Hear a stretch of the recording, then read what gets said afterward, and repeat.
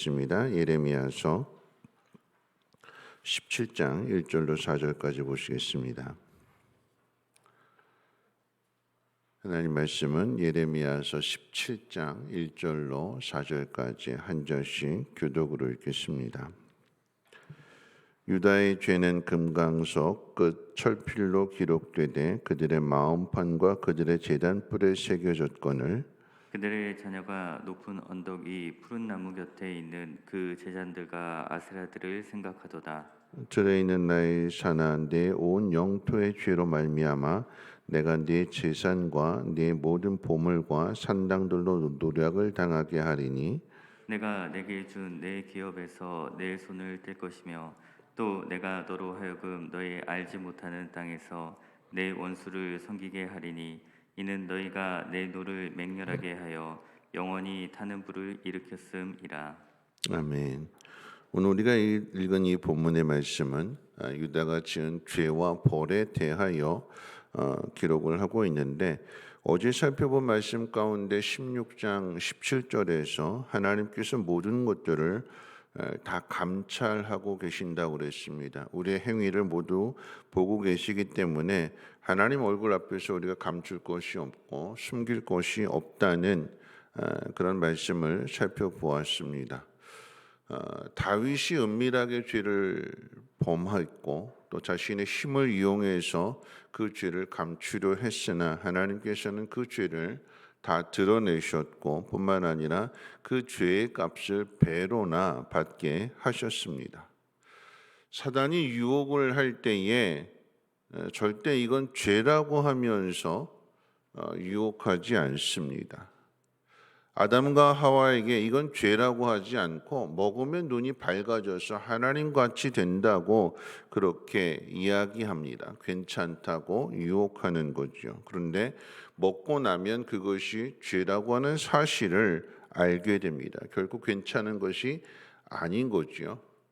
먹고 났더니 마음의 양심이 고발하게 되는 것이고 마음의 양심이 자꾸 고발하게 되니까 죄책감이 생겨서 결국은 하나님을 피하여 숨게 됩니다. 죄라고 하는 것은 사단이 우리를 속이는 것인데 어떻게 속이느냐? 선악과 먹으면 내가 하나님 같아진다고 유혹하게 될 때에 그 핵심은 이겁니다. 네가 왕이다. 네가 이것을 먹으면 하나님께서 하나 금하신 것을 먹으면 네 마음대로 모든 것을 다 할 수 있다고 그렇게 속이는 것입니다. 네가 하면 괜찮다. 여러분 그런 이야기가 있잖아요. 뭐 요즘 이 시대에 내로남불이라고 하는 말이 유행을 하게 되는데 다른 사람이 죄를 지으면 그건 불륜이 되는 것이고 내가 하면 로맨스라고 하는 것은 나는 괜찮다라고 하는 다른 사람은 안 되는데 나는 괜찮다. 남들도 다 하니까 괜찮고 시대가 그러니까 어쩔 수 없다고 스스로를 위로하면서 스스로에 대해서 면죄권을 부여하게 됩니다. 너만 좋으면 괜찮다. 네가 왕이다. 사단이 우리를 유혹하면서 죄를 부추깁니다. 그런데 괜찮은 것이 아니라 하나님 말씀에서 벗어나게 되고 하나님 말씀을 고역하게 되면 그 죄에 대한 하나님 다 감찰하신다고 그랬잖아요. 그 죄에 대한 증거물들이 계속해서 넘쳐나게 됩니다. 오늘 본문에 유다의 죄가 마음판에 철필로 기록되어 있고 금강석 촉으로 새겨져 있다고 말씀하고 있습니다.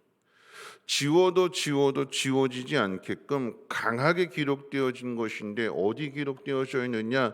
개인의 마음속에 먼저 기록되어져 있어요. 마음속에 죄를 품게 되면 이 죄가 반드시 행동으로 나타나게 되기 때문에 결국은 마음과 행동에 걸쳐서 죄가 증거되는 것입니다.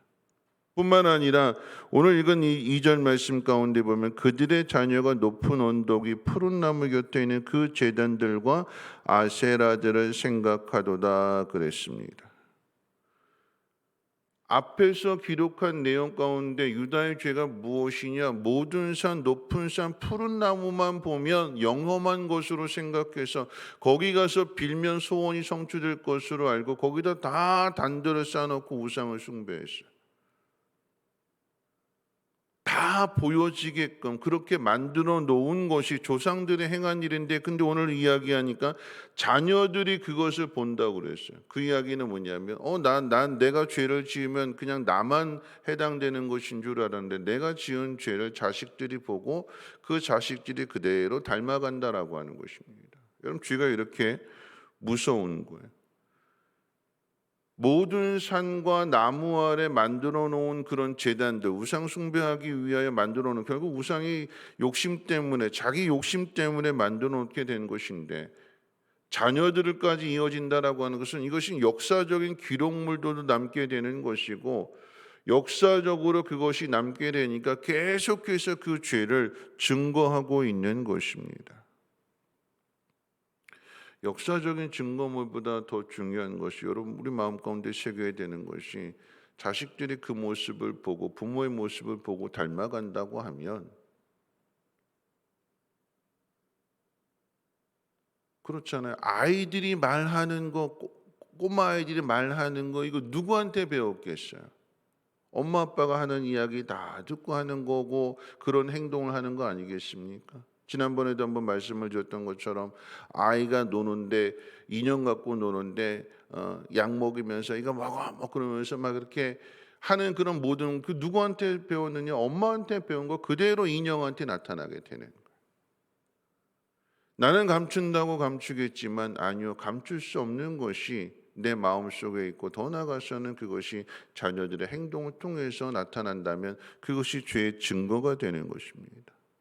오늘 또 한 가지 이야기하는 것이 무엇이냐면, 제단 뿔에도 죄가 새겨져 있다고 이야기합니다. 제단 뿔이라고 하는 것은 가장 거룩한 것이고 속죄의 의미가 되는 것이고, 누군가 죄를 짓고 성전에 들어가서 제단 뿔을 잡으면 그러면 용서하게끔 되어 있어요. 속죄의 의미이기 때문에. 누가 이 제단 뿔을 잡았는가? 열왕기상 2장 가운데 보면 아도니아가 솔로몬의 형이 반역을 일으키잖아요. 다윗이 병들어서 왕위를 계승해 주지 않고 미적미적거리고 있을 때 아도니아가 반역을 일으켜요. 그럴 때 다윗이 교통정리를 시작하면서 솔로몬을 왕으로 선포하게 되니까, 아버지의 뜻을 거역하고 자신들의 편들을 끌어모았던 이 아도니아가 어린 동생 솔로몬이 왕이 되니까 그 즉시로 한 행동이 무엇이냐? 가서 제단뿔을 잡아요. 제단뿔을 잡았기 때문에 솔로몬이 그 반역의 죄를 묻지는 않습니다. 그런데 중요한 것은, 그렇게 해서 생명이 유지가 되고 보호가 되었다면, 용서를 받았다면 이 아도니아가 잘 살아야 되는데 오히려 솔로몬의 심기를 건드립니다. 뭐냐면 아버지의 여인을 구하거든요. 밧세바도 이것을 허용해서 가서 솔로몬에게, 형 아도니아가 이런 청을 하는데 그거 들어줘서 조용히 지내게 해라 그랬는데, 이 일로 인해서 솔로몬이 아도니아를 죽입니다. 용서를 받았다면 용서받은 모습으로 잘 살아야 되는데, 근데 그 안에 반역을 일으킨 죄가 정욕의 죄로 나타나게 되는 것이고, 결국 그것으로 인해서 죽임을 당한다. 죄를 증거하는 것입니다.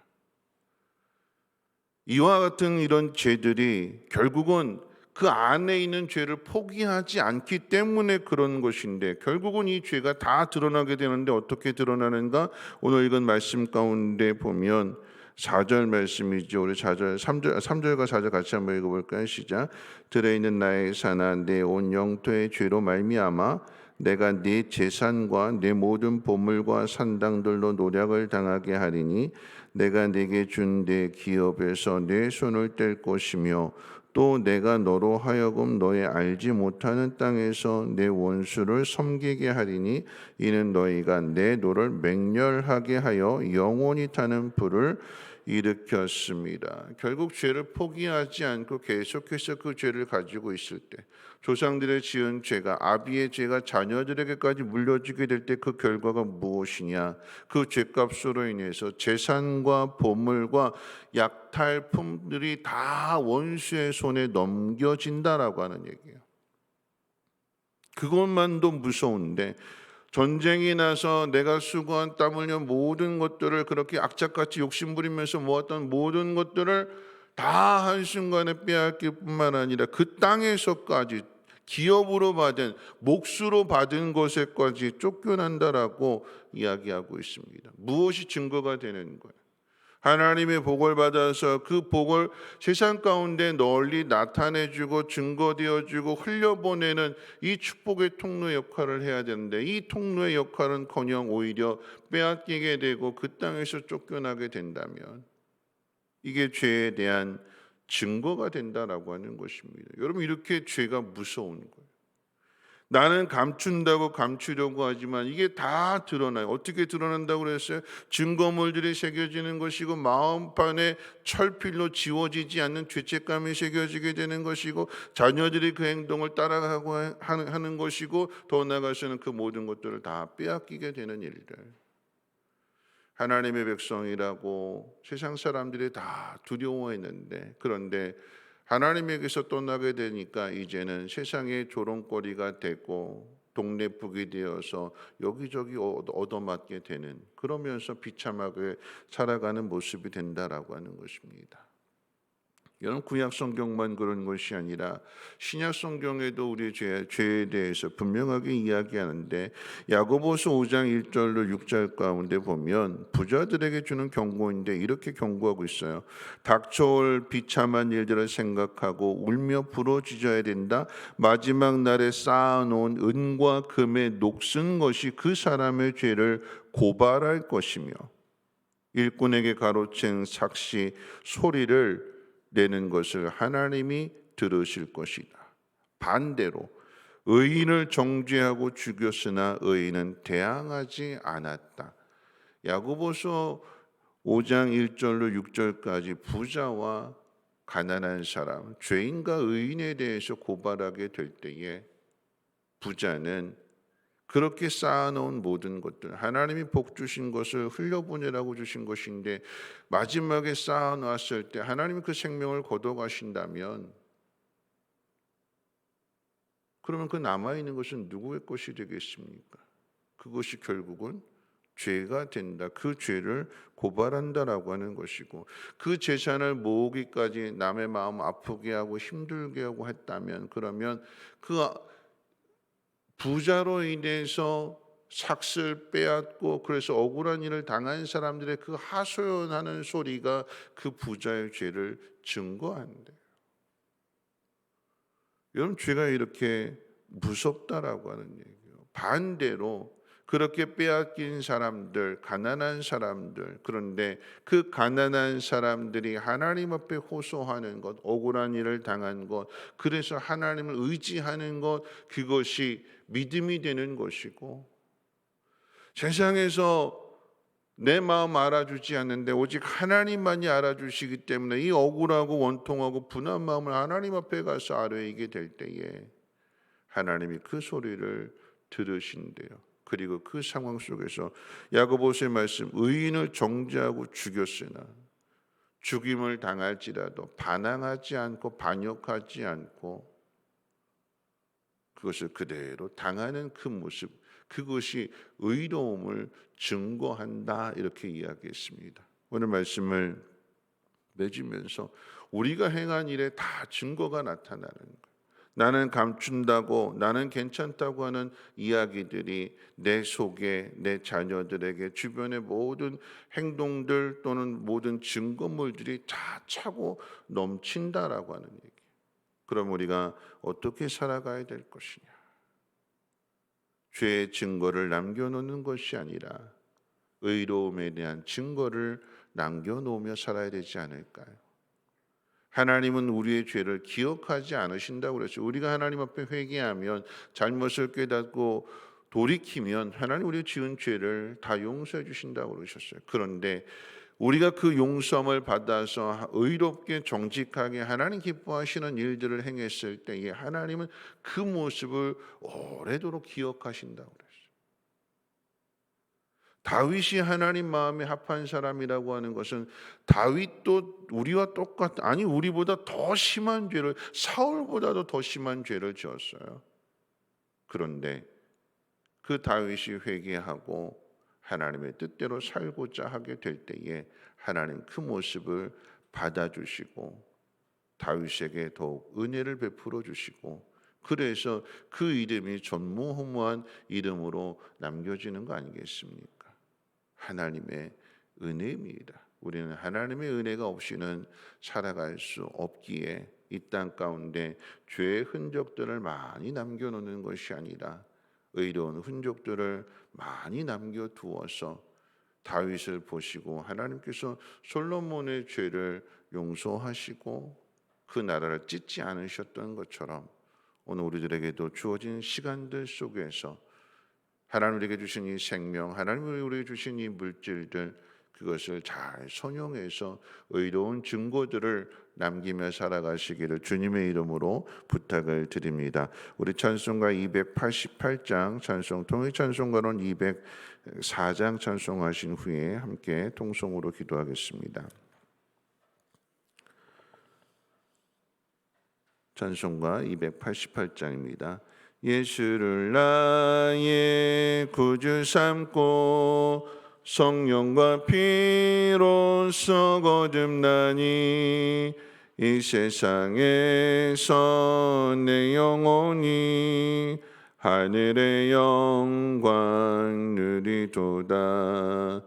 이것이 나의 간증이요 이것이 나의 찬송일세. 나 사는 동안 끊임없이 구주를 찬송하리로다. 온전히 주께 맡긴 내 영 사랑의 음성을 듣는 중에 천사들 왕래하는 것과 하늘의 영광 보리로다. 이것이 나의 간증이요 이것이 나의 찬송일세. 나 사는 동안 끊임없이 구주를 찬송하리로다. 주 안에 기쁨 누림으로 마음의 풍랑이 잔잔하니 세상과 나는 간 곳 없고 구속한 주만 보이도다. 이것이 나의 간증이요 이것이 나의 찬송일세. 나 사는 동안 끊임없이 구주를 찬송하리로다.